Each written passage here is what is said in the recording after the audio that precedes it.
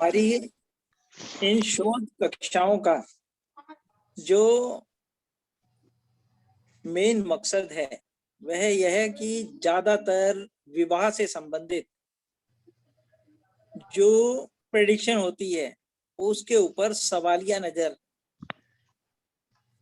रखी जाती है और कहा जाता है कि ज्यादातर जो मिलान होते हैं या कुंडलियों के ऊपर हम देखते हैं कि विवाह है या नहीं है, विवाह सुख होगा या नहीं होगा, क्या तलाक का योग है या नहीं है। उसके बावजूद क्योंकि सभी अपनी अपनी गणनाएं करते हैं, गणना करने के बावजूद भी वो गणनाएं फेल हो जाती। तो जो हमारे साथ ये शोध कक्षाओं के अंदर जुड़ेंगे उन सबको हम बता दें कि कुछ विशेष थंब रूल्स होते हैं। हमारी जो कुंडली विश्लेषण के अंदर शार्पता है उसके लिए हमें वो रूल जरूर अप्लाई करने होते हैं और उनका अगर हमें नहीं पता तो जनरल बातें जो हम किताबों में पढ़ते हैं या सुनते हैं उन्हीं को अप्लाई करके और कहते हैं कि हाँ जी हमने विश्लेषण कर दिया। यदि हमें वो रूल पता हो तो हमारी कुंडली विश्लेषण की कला में और ज्यादा शार्पनेस आ जाएगी। इन थंब रूल को हम अपनी क्लास के अंदर शेयर भी करेंगे और जब फाइनल हमारी क्लासेस हो चुकी होंगी उसके बाद जितनी भी कुंडलियों के पर हम वर्क करेंगे उन सभी कुंडलियों को वाइंड अप करके यानी कि एक किताब का रूप देके आप सबके साथ शेयर करेंगे कि आप लोगों ने इतना कुछ शोध किया है, इसका लाभ आपको अवश्य मिलना चाहिए। सर क्लास कंटिन्यू करें, आप शुरू करें। अभी कुछ लोग कम दिख रहे हैं, चलो बात करें शुरू। जी नमस्कार गुरुजी, हरिमंगल बोल रहा हूं मैं। नमस्कार नमस्कार। हरि कैसे हो? बहुत दिनों बाद आज तो मुलाकात की तुमने। हाँ जी, बस थोड़ा घर में बिजी था घर के कार्य में। चलिए स्वागत है। गुरुजी आप ठीक है? फोन कर लो हरिमंगल जी। हाँ कर लिए। ठीक है, सभी अपना अब वीडियो हम दें और अपना परिचय अगर लिख दें तो बहुत अच्छा रहेगा।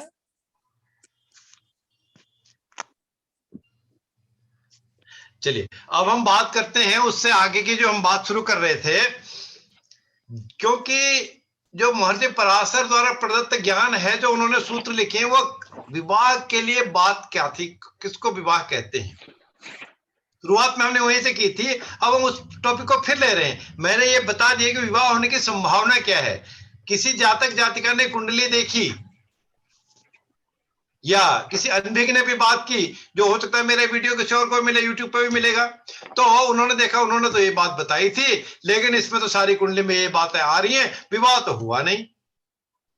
देशकाल पात्र परिस्थिति का तो ठीक है, जो जन्म शोधन का सिद्धांत, बर्थ टाइम रेक्टिफिकेशन का, वो भी हमको देखना चाहिए, और जो एक्टिव होना, अलर्ट होना, योग के अलावा दशा गोचर का मिलान करना भी बात तो ठीक है।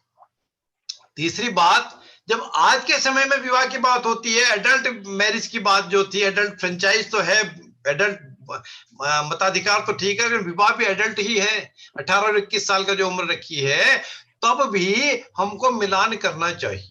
अब मैं एक एग्जाम्पल पहले देना चाहता हूं। आप सभी विद्वान हैं, आप अन्यथा भी ना लें, और वो हम उस एग्जाम्पल देने के बाद जो मैं क्या कम्युनिकेट करना चाहता हूं आपकी बात समझ में आएगी। देखिए, मेरे पास कुछ अगर मुझे ठीक से याद हो 7-8 साल पुरानी बात थी। एक कन्या किसी रेफरेंस से, एक ज्योतिषी के रेफरेंस से मेरे पास आई कुंडली देख के, और थोड़ा सा ज्ञान मुझे सामुद्रिक शास्त्र का है, अर्थात पामिस्ट्री का है, या फेस रीडिंग भी पढ़ते पढ़ाते हम हैं। तो मैंने देखा, मेरी नजरें कुछ धोखा खा गई, क्योंकि उस कन्या की उम्र में 25 साल के आसपास आंक पाया। और जब मैंने बर्थ के उसकी कुंडली देखी, वो प्रिंटेड लेके आई थी, जब मैंने देखा वो तो 31 प्लस हो चुकी थी। तब मैंने उनका नाम लेके कहा, मैंने कहा बेटे तो तुम्हारी कुंडली है क्या? बहन की कुंडली? कहती सर मेरी है। तो एज तो नहीं, कहते हाँ मेरे को लगता है इनोसेंसी लोग कहते हैं कि कम लगती है। उसकी वजह मैं बता दूं पहले, बुध महाराज मिथुन राशि लग्नेश लग्न में ही थे। वैसे भी लग्नेश लग्न में हो तो वो कुछ उसमें अलग से अद्भुत कौशल होता है। और जब बुध है तो बुध का काम ही इनोसेंसी है, चाइल्डिशनेस है, तो वो फेस से थोड़ा सा दिखता था और फिजिकली भी दुबली पतली सी थी। ठीक है। अब विवाह के बाद जब मैं देखता हूं, जो योग मैंने आपको थोड़े से बताए, यह योग तो उसमें विद्यमान है। और फिर अभी 31 साल तक विवाह क्यों नहीं हुआ? बीच में वो तो मुझे लगता है कम से कम या गुरु की है या शुक्र की है, सप्तमेश की दशा अंतरदशा है, वो तो 12, 14, 15 साल पहले से चल रही। अर्थात वो जब एडल्ट नहीं भी थी तब भी इसी संबंध थे, मतलब वो दिखता था उसमें। और एक्टिव भी बहुत बार हुआ है। सप्तम भाव एक्टिवेट होता है जातिका का, या द्वादश भाव एक्टिवेट होता है, फिर क्यों विवाह नहीं हुआ? फिर मैंने कहा चलिए, अब जो पामिस्ट्री की बात थी को उसका एडेड एडवांटेज यही हुआ। जब मैंने हाथ देखा तो जातिका की कुंडली में विवाह की रेखा हृदय रेखा के बहुत नजदीक थी। हृदय रेखा यह है, इसके नजदीक थी। हृदय रेखा नजदीक होना विवाह रेखा हृदय रेखा के इंडिकेट करता है कि जातिका के, अब मैं जो दूसरा वर्ड कर रहा हूं बिल्कुल आप बुरा भी ना माने, ध्यान से सुने। जातिका के आज के समय की बात कर रहा हूं, उस जातक या जातिका, एक के लिए कोई ब्लेम नहीं है, कोई नेम नहीं है, कोई फेम नहीं है, डिफेम नहीं है। जातक जातिका जो भी हो, अगर विवाह रेखा, जिसको दूसरी भाषा में काम भाव की रेखा भी कहा जाता है, हृदय रेखा के नजदीक हो, तो उस जातक जातिका के शारीरिक संबंध जल्दी होने की संभावना होती है। मैं गारंटी फिर नहीं दे रहा भैया, गारंटी वाला तो मियां मूसा बंगाली जो देते हैं वो हमारे समझ में नहीं आती, वो क्या देते हैं। तो संभावना है, यदि कनिष्ठिका और हृदय रेखा के बिल्कुल बीच में हो तो सही समय पर, अर्थात जो नियत समय उस देश का, पात्र का, जातक का, समाज का, परिवार का है, तब होती है। और आधे से ऊपर की तरफ अर्थात कनिष्ठिका की तरफ को हो तो विवाह या शारीरिक संबंध देर से होता है। शारीरिक संबंध मैंने इसलिए कहा कि आज के समय, तब विवाह की बात बहुत समय अर्ली डेज में होते थे। तो मैंने तो कह दिया, मैंने कहा बेटे तुम्हारे तो विवाह की तो बात कर रहे हैं, ठीक है, विवाह हम किसको कहें, हम ये भी हमको समझना है, इसलिए ये इसका रेफरेंस है। विवाह किसको कहें? दो परिवार मिल जाना, वो विवाह के लिए बात ठीक है। किसी भी वजह से इंसिडेंटली, एक्सीडेंटली, घटना से, दुर्घटना से, विशफुली यदि संबंध बन रहे हों, वो ज्योतिष बताता है, वो पामिस्ट्री बताती है कि यह संबंध बन चुके हैं। तो फिर और बनने के बाद जो आज के समय लिव इन में भी रह रहे हैं रिलेशन में, तो उनको विवाह के लिए हम कैसे मिलाएं, कहां मिलाएं, इसका हमको ध्यान रखना होगा, चौकन्ना रहना होगा। जो मैंने विवाह के योग बताए उसका हमको ध्यान लगा के आकलन ऐसे भी कोरिलेट, मिलान करना ही होगा। जब मैंने उनको बताया वो मान गई, कहती हाँ। फिर मैंने बता दिया तुम्हारे तो अर्ली डेज में, जब मैं कैलकुलेट किया तो 10th 11th में जब लड़की थी तो उनका रिलेशन दिखते थे। तो कहती हाँ सर हम तो साथ एक ही स्कूल में पढ़ते थे, हमने बीटेक भी साथ में किया, हम तो स्वयं सोचे कि 4 साल एक ही ऑर्गेनाइजेशन में भी रहे भी, अब ब्रेकअप हो गया। 12-14 साल रिलेशन रहने के बाद तो बहुत, अब विवाह क्या देखें। इसमें ऐसी बातों में ज्योतिषी बड़ा असमंजस में पड़ जाते हैं। और यह बात कह पाना या कह देना थोड़ा सा टफ भी है, और बहुत सावधानी भी हमको बरतनी चाहिए, है ना। परफेक्शन लेवल जब तक ना आए तब तक कह देना तो खतरनाक है। फिर भी पोलाइटली आप इंडिकेट तो कर ही सकते हैं, है ना। तो ये इंडिकेट हमको ध्यान रखना होगा कि विवाह वास्तव में क्या है, कैसे है। ये तो बात थी हमारी होने के योग। अब जो ना होने के योग की मैं थोड़ी सी बात करता हूं आपसे। फिर करबद्ध प्रार्थना है कि स्वीट तो ठीक है, गलप गलप कर ही लेना चाहिए, दे ही देना चाहिए, लेकिन जब बिटरनेस है, कड़वी चीज है ना, तो बिटरनेस बांटनी चाहिए।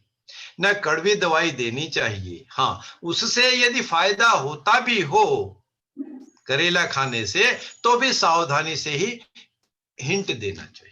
ठीक है, तो अब हम बात करते हैं विवाह ना होने के योग। फिर भी दोनों ही कोशिश में, दोनों ही बातों में यह बात ध्यान रखने के लिए फिर कहता हूं कि थंब रूल नहीं है, फिर भी वो जो होना है उसको तो हमको विचार करना ही है। तब उस समय हम अगर चाहेंगे तो कुछ और भी प्रयोग में कर लेंगे यदि कहीं पर हमको डाउट हो रहा हो, अर्थात तब हमको प्रश्न कुंडली भी मिला लेनी चाहिए। पॉजिटिव या नेगेटिव क्या आ रहा है, शीर्षोदय पृष्ठोदय लग्न भी आपको ध्यान है, उससे भी आपको मिलेगा। और एक दूसरी चीज के, एक दूसरी विधा के, विद्या के जो मालिक, जो पारंगत वर्मा जी हैं, उनसे भी आप संपर्क कर सकते हैं। तो घड़ी से प्रेडिक्शन है, वो भी आपको सटीक बता देती है कि होगा या नहीं होगा, होगा तो क्या होगा, नहीं तो क्या होगा। तो ना होने की बात में कह रहे हैं तो प्रोबेबिलिटी है सप्तमेश या सप्तम के कारक शुक्र महाराज नीच के हों। सप्तमेश छठे, आठवें, 12वें भाव में स्थित होकर पाप ग्रहों से पीड़ित हों। सब पहली बात, सप्तमेश नीच के हों और नीच के साथ साथ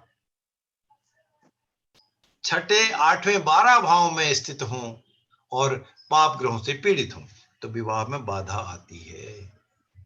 ठीक है, एक चीज। दूसरा, सप्तमेश 12वें भाव में हो, द्वादश भाव में हो और लग्ने सप्तम भाव में हो, दोनों योग साथ होने चाहिए। सप्तमेश द्वादश में हो, लग्ने सप्तम में हो, तब भी विवाह में बाधा आती है, विवाह होने में कठिनाई होती है या नहीं भी विवाह होते हैं। सब छठे भाव का स्वामी षष्ठेश, अष्टमेश या द्वादशेश, छठे भाव के स्वामी, आठवें भाव के स्वामी या द्वादश भाव के स्वामी द्वादश भाव में हो, तीनों भाव के स्वामी। विपरीत राजयोग जो बनेगा बनेगा, तीनों 6, 8, 12 भाव के स्वामी 12 भाव में हो, 12वें भाव का स्वामी 84 के हो और छठे, आठवें के स्वामी भी द्वादश भाव में हो और उन पर कोई भी द्वादश भाव में होकर कोई भी शुभ प्रभाव ना हो, या उन पर 6, 8, 12 के स्वामी 12वें में होकर अशुभ प्रभाव हो, तब भी विवाह में बाधा होती है, विवाह ना होने की संभावना बढ़ जाती है। ठीक है, लग्न में, सप्तम भाव में और द्वादश भाव में, तीनों की बात है। लग्न में, सप्तम में, द्वादश भाव में पाप ग्रह हो, पाप ग्रहों की युति हो, पाप ग्रहों की दृष्टि हो, तथा पंचम भाव में चंद्रमा कमजोर स्थिति में हो। चंद्रमा कमजोर स्थिति में कब होंगे? शनि से संबंध बन के कमजोर हो गए, राहु केतु से संबंध चंद्रमा के बन के कमजोर हो गए, सब क्षेत्रीय हो, नीच के हो, तब भी। या और चंद्रमा की कमजोर या प्रबल स्थिति कैसे देख सकते हैं भाई? अमावस्या के चंद्रमा हो, जन्म अमावस्या के दिन का हो, अमावस्या होने वाली हो, है ना, और मजबूत चंद्रमा, उच्च के चंद्रमा तो ठीक है, 84 के चंद्रमा भी अच्छी है, और गुरु से संबंध बने, सूर्य से संबंध अगर साथ साथ होंगे तब। सूर्य से संबंध कब बन सकते हैं? पूर्णिमा का चंद्रमा, पंचम में चंद्रमा हो और एकादश में सूर्य हो, पूर्णिमा का चंद्रमा है, वो मजबूत स्थिति आ जाएगी। और इसके अलावा सप्तम भाव में शनि हो, सप्तम भाव में शनि हो और चंद्रमा पर कोई भी प्रभाव ना हो, शनि चंद्रमा सप्तम भाव में हो और चंद्रमा जहां पर भी हो उस पर कोई भी प्रभाव ना हो, तो भी विवाह में बाधा, विवाह ना होने का योग बनते हैं। और साथ ही साथ शुक्र तथा मंगल पंचम भाव में, सप्तम भाव में या नवम भाव में है, 5, 7, 9 में शुक्र मंगल हो। हालांकि शुक्र मंगल की युति से क्या कहते हैं कि बहु संबंध हो सकते हैं, अनैतिक संबंध हो सकते हैं, अधिक संबंध हो सकते हैं, फोर्सफुल संबंध हो सकते हैं, यह तो बात है। लेकिन 5, 7, 9 में शुक्र मंगल हो और कोई प्रभाव उन पर ना हो, शुभ या अशुभ कुछ भी प्रभाव ना हो, तब भी विवाह होने में बाधा बनती है। अब एक बात और, अकेले बिना किसी प्रभाव के सूर्य,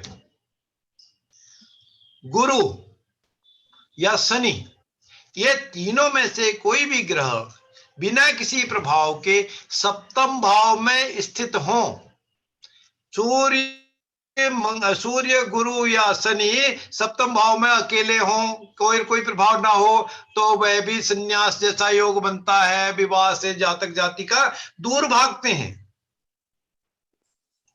द्वादश भाव में शनि का पूर्ण प्रभाव हो, शनि स्थित हो या शनि की युति दृष्टि होती हो, वो भी वैवाहिक संबंधों में बाधा है।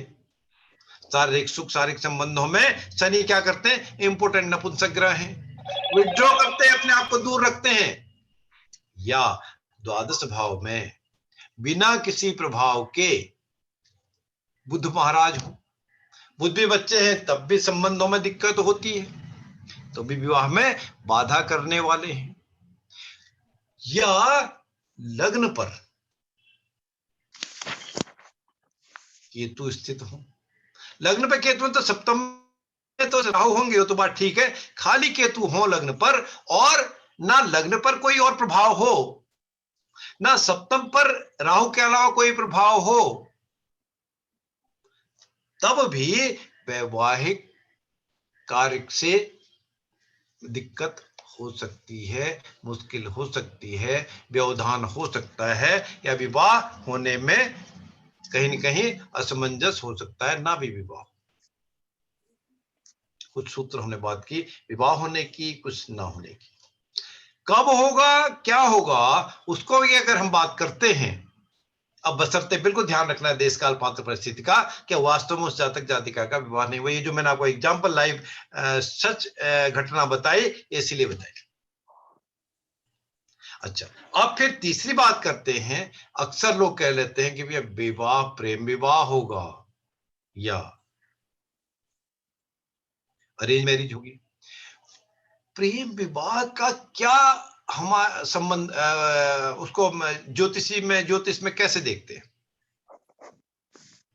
सिंपल सी बात लोग कह देते हैं, लिखा भी है ग्रंथों में, मैं भी उस बात को जानता भी हूं, पढ़ाता भी हूं। 5, 7, 9 का संबंध बनता हो तो उस जातक जातिका के प्रेम विवाह की संभावना होती है। 5, 7, 9 मतलब पंचम पंचमेश पंचम के कारक, सप्तम सप्तमेश सप्तम के कारक, नवम नवमेश नवम के कारक, इनका आपस में संबंध तीनों का बनता हो तो प्रबल संभावना प्रेम विवाह की होती है। एक चीज हो गया। तीसरा, दूसरी बात जो थी हमारी इसी में, यदि कहीं किसी रूप में राहु का भी संबंध बन जाता हो 5, 7, 9 के संबंधों में, तो वह संभावना और अधिक बढ़ जाती है ना। और नवम भाव पर शुभ ग्रह हो, नवम भाव पर शुभ ग्रह हो, शुभों की या शुभ ग्रहों की दृष्टि हो, युति हो किसी और भी ग्रह के साथ, तो ऐसे जातक जातिकाओं का जो प्रेम है, प्रेम विवाह होने की जो संभावना थी, वह सहमति हो जाती है उसमें, है ना। और नवम भाव पर 5, 7, 9 का संबंध तो बन ही रहा हो, लेकिन नवम भाव पर अशुभ ग्रहों का प्रभाव हो, तब बिना सहमति के भी, फोर्सफुली भी, जबरदस्ती भी, मनमाने तरीके से भी विवाह हो जाता है, ऐसी संभावना बनती है। और सप्तमेश पंचम में हो और पंचमेश सप्तम भाव में हो, 5, 7, 9 का पूरा संबंध ना हो, तब भी प्रेम विवाह होने की संभावना बनती है। अब ये दोनों ही बातों को, तीनों ही बातों को अगर हम कहें, विवाह होने के योग, विवाह ना होने के योग और प्रेम विवाह की संभावना अगर हम बात करते हैं, ये एक मेरा जो दूसरा फेवरेट सब्जेक्ट है, बड़ा प्रिय सब्जेक्ट है सामुद्रिक शास्त्र, वो हथेली से बहुत जल्दी, बहुत आसानी से मैं तो पढ़ पाता हूं। मुझे ब्रह्मा जी ने ऐसी समुद्र ऋषि की कृपा है, वो मुझे तो समझ में आती है। देखिए, अब थोड़ी सी उसकी बात करता हूं। हालांकि सब्जेक्ट तो ज्योतिष का है, लेकिन कैसे हम बिल्कुल मिला के देखते हैं। मैं ये आपको कतई कंपेल नहीं कर रहा कि आप पामस्ट्री पढ़िए, देखिए, या आपको पामस्ट्री किसी को नहीं आती है तो उसको एस्ट्रोलॉजिकल प्रेडिक्शन मुश्किल है, ऐसा बिल्कुल नहीं कह रहा मैं, लेकिन फिर भी कैसे आसान मिलता देखिए। हाँ, उसका भी साइड इफेक्ट है, साइड इफेक्ट भी अभी एक छोटी कहानी के साथ, रियल बात के साथ बताऊंगा। विवाह की रेखा मध्य में हो विवाह होने की संभावना, 2 रेखाएं हो विवाह की, जातक जातिका को प्रेम की संभावना, जो बात हमारे अभिलाष की प्रेम विवाह की बात की, प्रेम। अब प्रेम कैसा, किस समय प्रेम, क्या मेरे जैसे उम्र का इस समय जातक जातिका, या जो हम में यंगेस्ट कौन है, मैं पूरा पिक्चर देख नहीं पा रही, उनका संभावना, या हो सकता है इसमें भी जुड़े हुए जब जितने पार्टिसिपेंट हैं मेरे से अधिक उम्र के भी कोई हों, उनकी प्रेम की संभावना अलग अलग होगी और प्रेम की डेफिनेशन बदलेगी। अच्छा, तीसरी, अगर 3 रेखाएं हों विवाह की इसी सामुद्रिक शास्त्र के द्वारा, तो जातक जातिका के शारीरिक संबंधों की संभावना बढ़ जाती है, और 4 या उससे अधिक रेखाएं हों तो जातक जातिका के शारीरिक संबंध अवश्य होते हैं, और 1 से अधिक भी हो सकते हैं, संभावना ही बता रहा हूं, हो सकते हैं। इसी बात को जब मैं एक बार पढ़ाता था तो एक कन्या, काफी भीड़ थी, जो विद्यार्थी थी, उन्होंने हाथ देखा बाद में, और जब मैं बोर्ड में लिख के बैक करके मुड़ के देखा तो वो रो रही थी। उनके बगल में एक दूसरी लेडी थी, और वो दिल्ली हाई कोर्ट में प्रैक्टिस करती हैं, एडवोकेट है। तो मैंने उनसे पूछा क्यों रो रही है कन्या, तो कहती सर जब से आपने ये विवाह रेखा पढ़ानी शुरू की, ये कंपेयर कर रही, मेरे हाथ में तो इतनी सारी रेखाएं हैं, मेरे तो कोई संबंध नहीं है, कोई बात नहीं है। और वो देशकाल पात्र परिस्थिति इसीलिए जरूरत थी, क्योंकि उस कन्या की उम्र उस समय 17 साल मुश्किल से थी। तो वो रेखाएं जो हैं बनती बिगड़ती हैं, जैसे योग तो हो ज्योतिष में, लेकिन दशा नहीं आ रही हो, दशा निकल जाती हो, बाद में आती हो, 50 साल में 60 साल में विवाह का सप्तम कारक गुरु शुक्र की दशा अंतर सा आ रही हो, या इफेक्ट तब आता हो, डबल ट्रांजिट तब आता हो, मिलान ना हो रहा हो, उस समय क्या प्रोबेबिलिटी है, तो उसका भी ध्यान हमको रखने की जरूरत है बहुत बारीकी से। एक विवाह की संभावना, अभी हमने बात तो की थी, या विवाह रेखा हृदय रेखा के नजदीक हो जल्दी, और अंगुली के हृदय रेखा से दूर हो, अर्थात कनिष्ठिका के पास हो, और तो देरी से विवाह। अब प्रेम विवाह की हम बात करते हैं, विवाह रेखा भी 1 से अधिक हो, और शुक्र का जो पर्वत है, अंगूठे के नीचे का जो उठा हुआ हिस्सा है, सामान्यतः बड़ा ही होता है, अधिक उभरा हुआ हो, तो प्रेम विवाह की संभावना बढ़ती है। और अंगुलियां यदि छोटी भी हो तो वो जल्दीबाजी से काम करने वाला होता है, जिसमें इंक्लूडिंग मैरिज भी है। तो ऐसे हम को रिलेट कर लेते हैं, तो हमारे को विवाह होने की, ना होने की, या प्रेम संबंधों के बारे में भी पता चलता है। तो इतनी तो बातें हमारी थी, विवाह होना ना होना, प्रेम विवाह। अब डिटेल की बात जैसे वर्मा जी ने प्रोग्राम बनाया है, सिलेबस में हम और एलेबोरेट करेंगे। अब एक बात मैं और कहना चाहता हूं, कब विवाह होगा, किस दिशा में विवाह होगा, किससे विवाह होने की संभावना है, या उस जातक जातिका का जीवन साथी कैसा मिलने की संभावना है, एक थंब रूल में आपको बताऊं। प्रैक्टिस करते हुए ये जो वैदिक विधा है, इसमें हम विशेषतः जो भारतीय विद्या भवन से पढ़ते हैं, पढ़ाते हैं, या इकास की बात है, इसमें भी यूज करते हैं। 2 जगह हम बहुत फ्रिक्वेंटली यूज कर रहे हैं। वो एक सूत्र है अष्टक वर्ग। अष्टक वर्ग के जो भाग्यांक है ना, उनको हम बड़ा मिलान करते हैं। लग्न में और सप्तम भाव में कितने पॉइंट्स मिले, सामान्यतः मैं अष्टक वर्ग नहीं पढ़ाने बैठा, लग्न में या किसी भी भाव में अगर 19 पॉइंट हैं, लकी पॉइंट हैं, भाग्यांक हैं, बिंदु हैं, जो भी नाम ले, तो वो नॉर्मल माना जाता है। 19 से 27 के बीच में किसी भी हाउस में पॉइंट्स हैं, तो वो हाउस लगभग ठीक ठाक फल देने वाला माना जाता है। 19 से कम हो तो वह भाव, उस भाव के स्वामी, उस भाव के कारक कमजोर स्थिति को प्राप्त होते हैं, अर्थात कम रिजल्ट देते हैं, वीक है। और 27 से ज्यादा हो रहे हों, 44 तक भी देखे गए हैं, तो वो भाव हाईली एक्टिव हो जाता है, हाइपर हो जाता है। तो इसको हमको ध्यान रखना है। हाँ, अब हम क्या किससे संभावना है, एक ट्रिक आपको दूं।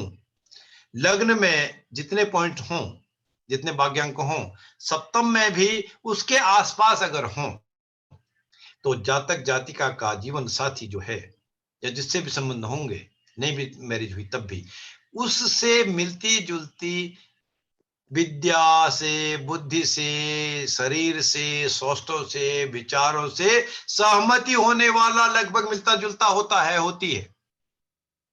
अगर आसपास हो, एक में 22 है, दूसरे में 19 है, 28 है, 19 के बाद 20 है, 21 है, लगभग बराबर है। लेकिन एक भाव में 19 है, दूसरे में 30 है, 28 है, 27 है। गैप जितना बढ़ जाता है उतना डिफरेंस, उतना वेरिएशन रहने की संभावना होती है। दूसरा ट्रिक आप देख सकते हो। बाकी आप कुंडली विचार करने से पहले इसको अगर अष्टवर्ग मिला लें तो तुरंत बात क्लिक हो जाती है, बात समझ में आ जाती है। मैच कर लेना, जैसे कुंडली मिलान तो बात का काम है। लग्न और सप्तम भाव में अष्टवर्ग के पॉइंट्स को आपने मिला दिए तो बहुत सारी संभावना आपको मिल गई। एक दूसरा, एक इसके अलावा हम सूत्र और मिला लें, जेमिनी को थोड़ा सा मिला लें। बहुत डिटेल जेमिनी की कैलकुलेशन चर दशा हम नहीं मिला रहे, उसकी स्थिर दशा चर दशा कैलकुलेट नहीं कर रहे। सिर्फ जेमिनी के चर कारकों को अगर हम मिला लेते हैं, जो सबसे अधिक डिग्री के ग्रह हैं, जेमिनी का आदेश है, जेमिनी ऋषि का आदेश है, जेमिनी पद्धति से जो सबसे अधिक अंशों का ग्रह है उस जातक जातिका के लिए वो आत्मकारक होगा। अर्थात सबसे अधिक प्रभावशाली वही ग्रह है। वो चाहे लग्नेश हो, अष्टमेश हो, द्वादशेश हो, षष्ठेश हो, शुभ भाव का स्वामी हो, शुभ भाव का स्वामी हो, अकारक हो, कारक हो, मारक हो, बाधक हो, उस ग्रह का प्रभाव उस जातक की कुंडली में सबसे अधिक होता है। सामान्यतया पराशरी पद्धति की जब हम बात करते हैं तो अधिक अंश जितने हैं, 27 अंश से ज्यादा डिग्री से ज्यादा, 27 अंशों से ज्यादा अगर कोई ग्रह है तो क्या माना जाता है कि वृद्धावस्था में है। वृद्ध को तो कितना है, बालक वृद्धा एक समाना। 3 डिग्री से कम के ग्रह भी, 27 डिग्री से ज्यादा के ग्रह भी वह मृत अवस्था, कमजोर अवस्था को प्राप्त ऐसा माना जाता है। और चलित में यदि हम शनि को छोड़ दे, बाकी ग्रह अगर 27 डिग्री से ज्यादा के हों, वो भाव चलित, श्रीपति पद, जो भी हम उसका नंबर लें तो बदल जाते हैं अक्सर। फिर भी जेमिनी कहते हैं यदि जो सबसे अधिक अंशों वाला ग्रह हो, चाहे वो 27 ही हो, मैक्सिमम अंश जितने 10 ही हो, बाकी 10 से कम डिग्री के हो, 15 ही हो, तो वह आत्मकारक ग्रह उस जातक की जिंदगी में बहुत अधिक रोल प्ले करता है। उस आत्मकारक ग्रह की दशा अंतरदशा यदि विवाह के समय आ रही हो तो उसका विवाह, वैवाहिक सुख, वैवाहिक कार्य अवश्य होते हैं। एक चीज। दूसरी बात, विवाह की बात थी, मैं आत्मकारक के बाद अंतिम कारक, चर कारक में लूंगा दारा कारक। सबसे अधिक अंशों वाले ग्रह आत्मकारक, सबसे कम अंशों वाले ग्रह दारा कारक। दारा कारक को सामान्यतया तो अशुभ माना गया है, अच्छे फल नहीं माने गए। लेकिन दारा का है, जो सप्तम भाव क्या है, दारा का भाव है, कलत्र भाव है, विवाह का भाव है, और वह सुख का द्वादश है। ये सारी बातें हैं। तो दारा का मतलब ओरिजिनली तो पत्नी ही कहा गया था। अब पत्नी है तो पत्नी का भी सप्तम भाव क्या होगा, उसके पति का कारक होगा, अर्थात जीवन साथी का कारक। दारा कारक ग्रह कौन सा है, उसकी दशा अंतरदशा प्रत्यंतर दशा में भी विवाह होता है। और अब मैं जो दिशा की बात कर रहा था, कहां विवाह होने की संभावना है, जहां सप्तमेश ग्रह की दिशा हो उस दिशा में। नंबर 1, जहां जिस भाव में सप्तमेश बैठा हुआ हो। दूसरी बात, पहली बात जहां जो सप्तमेश ग्रह की दिशा हो उसमें। दूसरी बात, जिस भाव में सप्तमेश बैठा हो उस भाव की दिशा में। तीसरी बात, जिस भाव में सप्तमेश बैठा हो उस ग्रह की दिशा में। चौथी बात, जो दारा कारक ग्रह की दिशा हो उस दिशा में, उस जातक, उस ग्रह की दिशा में, उनमें से जो भी बली हो उस दिशा में जातक जातिका का विवाह होने की संभावना बढ़ती है। दिशा आपको थोड़ा सा फास्ट ट्रैक में समझ में आई बात? अब कितना आपको मजा आ रहा है, इंटरेस्ट लग रहा है, मुझे नहीं पता। ये एक बात हमने कही। अब कब होगी? अभी हमने कही दारा कारक और आत्मकारक ग्रह के दशांतर दशा में भी विवाह होता है, या आत्मकारक ग्रह की दशा जब चल रही हो, कोई न कोई कार्य उसकी जातक जातिका की जीवन काल में उस समय पर घटित होता है। ठीक है। अब चर दशा हम ना भी लगाएं तो उसके आत्मकारक ग्रह की दशा चल रही हो, जेमिनी को छोड़ के, जेमिनी के केवल आत्मकारक ग्रह ले लें, उसकी दशा चल रही हो, और हमारे को जो द्वादश भाव के स्वामी है उनका कहाँ उसके दशा चलती है वो भी इंडिकेट करता है। बसर उसके अलावा जो सप्तम सप्तमेश की दशा, सप्तम के कारक की दशा, गुरु शुक्र की दशा, लग्नेश की दशा, मंगल की दशा भी विवाह इंडिकेट करती है, समय इंडिकेट करती है। और साथ ही साथ एक और ग्रह ऐसे हैं, बने को बिगाड़ देना, बिगड़े को बना देने वाले ग्रह राहु महाराज।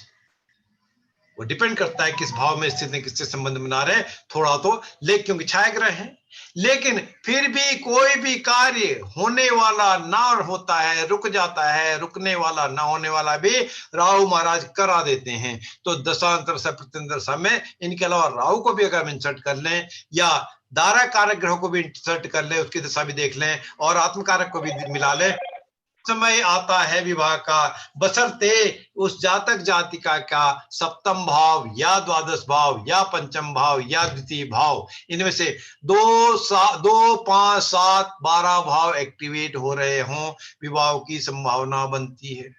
अब लेकिन सप्तम भाव यदि एक्टिवेट होते, जो डबल ट्रांजिट से एक्टिवेट होते हो तो अधिक है, द्वादश भाव है तो उसका नंबर 2 है, और पंचम भाव है तो नंबर 3 है। जो द्वितीय भाव अगर एक्टिवेट हो रहा हो, चौथा नंबर पे संभावना बन रही है, बनती है। तो ऐसी बात थी, ऐसी गाथा इस विवाह की थी। हाँ, अब हमको स्थिति परिस्थिति का भी ध्यान रखने की जरूरत है, और बहुत ही एक इंपॉर्टेंट काम, हम चाहे कुंडली मिलान पंचांग से कर लें, कोई हर्ज नहीं है,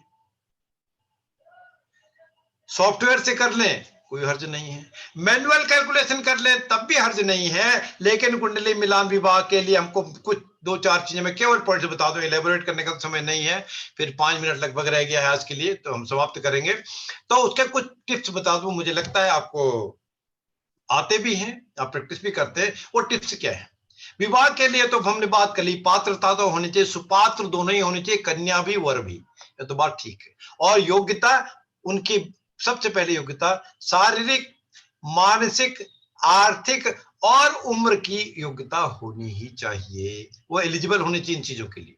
तब विवाह के लिए सबसे पहले हमको क्या देखना है जातक जातिका का, वो 36 गुणों के अलावा, अष्टकूट मिलान के अलावा, चाहे पंचांग के टेबल से मिला दें अष्टकूट में आप, या कुंडली से मिला दें, रिजल्ट मिल गया जी, 22 मिल गए, 24 मिल गया, 28 मिल गया, विवाह कर दो। मित्रों, मैं माफी चाहता हूं, मैं तो एकदम मैं नहीं कहता भी। सबसे पहले उस जातक जातिका की उम्र होनी चाहिए, लॉन्जिविटी कितनी है, कहीं विधवा विधुर का भी योग तो नहीं है, ये कुंडली का विवाह जरूर आपको देखने की जरूरत है। उम्र दोनों की होनी चाहिए, परिपक्वता होनी चाहिए, मेच्योरिटी होनी चाहिए, ये कुंडली आप मिला के देखिए, उन दोनों का कोई ब्रेन का लेवल लगभग बैलेंस हो तभी बात होगी। उन जिनका प्रपोज्ड वर वधू हैं उनको शारीरिक सुख की संभावना है या नहीं है। सप्तम अष्टम भाव की स्थिति आपको जरूर देखनी चाहिए, शुक्र का और गुरु का संबंध आपको देखना चाहिए, और द्वादश भाव की स्थिति भी आपको देखें, शारीरिक स्वस्थ हो, शारीरिक सुख मिलेगा कि नहीं, और मंगल कितना मजबूत, कितना स्ट्रांग है, यह भी शारीरिक सुख के कारक है। और फिर संतान उत्पन्न करने की क्षमता दोनों में भी होनी चाहिए। नपुंसकता का योग तो नहीं है, बंध्या काक बंध्या का योग तो नहीं है, इसका भी हमको ध्यान विचार करना ही चाहिए। और इस सब के अलावा कि वो कुलभूषण है या कुलक्षणी है, इसका योग का भी विचार हमको करना चाहिए। ये हमको पराशरी पद्धति में हम जब पूरे 12 भाग कुंडली का विश्लेषण करते हैं वो योग मिलते हैं। आप जानना चाहेंगे तो हम आने वाले कक्षाओं में इन सबको समावेश करेंगे। आपने मेरी बात बहुत ध्यान से, शांत होकर, प्रखर होकर सुना, आप सभी का धन्यवाद, साधुवाद। और अब मैं वर्मा जी को हैंडओवर करता हूं। जो मित्र जुड़ेंगे, जो जानना चाहेंगे, कंटिन्यू करना चाहेंगे, उनका स्वागत है। और इस अब 1-2-2.5 मिनट का जो समय है, आपकी कोई क्वेरी हो, इच्छा हो, आपको बात करना चाहते हैं तो आपका स्वागत है। बाकी hand over to Verma ji. जी सर। गुरु जी बहुत बहुत धन्यवाद, बहुत अच्छी तरह से आपने विवाह के बारे में समझाया, बहुत अच्छा सर। हमने खाली विवाह के विषय में ही बात करनी है, और साथ में जैसा कि सभी जुड़े हुए हैं, सबको पता है कि डॉक्टर ललित पंत जी हस्तरेखा विशेषज्ञ भी हैं, तो हम हाथों से भी जानेंगे कि क्या कारण है विवाह ना होना या होना, या कितनी संभावनाएं हैं। ये सब हम हस्तरेखा से भी, क्योंकि ये शोध कक्षाएं हैं, तो सभी विषय इसके अंदर इंक्लूड होंगे। इसके अंदर वास्तु से भी आपको पता चलेगा कि किसी के रिश्ते तो बहुत आते हैं, किंतु हमारा माइंड उस तरफ क्यों नहीं सेट होता कि हम इसी को चूज करें या कुछ नया कर लें। दहेज का क्या कारण हो सकता है, या किसी दूसरे से संबंध क्या है, पति पत्नी का आपस में क्या संबंध होगा, तलाक के क्या योग होंगे, ये सभी संभावनाएं हम जन्म कुंडली में तो देखेंगे ही, वास्तु में भी देखेंगे, हस्तरेखा से भी देखेंगे। बहुत ही विस्तृत रूप से हमारी ये कक्षाएं रहेंगी, और जो थंब रूल की जो हम बात कर रहे हैं वो सभी आपके साथ जरूर शेयर करेंगे। आप में से जो जो हमारे साथ इन कक्षाओं में जुड़ना चाहते हैं वे अपना नाम लिखवा सकते हैं, चैट बॉक्स में अपना नाम और फोन नंबर लिख सकते हैं।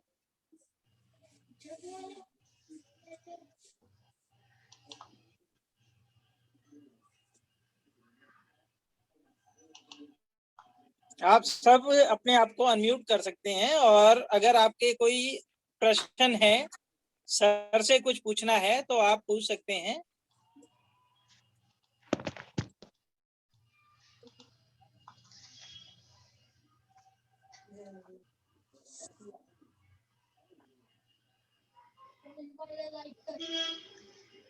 मनोज जी नमस्कार, हर्ष बोल रहा हूँ। जी एक प्रश्न है, नमस्कार ललित जी। जी से पूछना चाहूंगा। हाँ जी बोलिए बोलिए। नमस्कार ललित जी। नमस्ते नमस्ते सर, नमस्ते। सर आपने जैसे बताया कि वो गोचर होता है गुरु शनि का, डबल गोचर जब होगा, हाँ ठीक है, जब संभावना बोलती है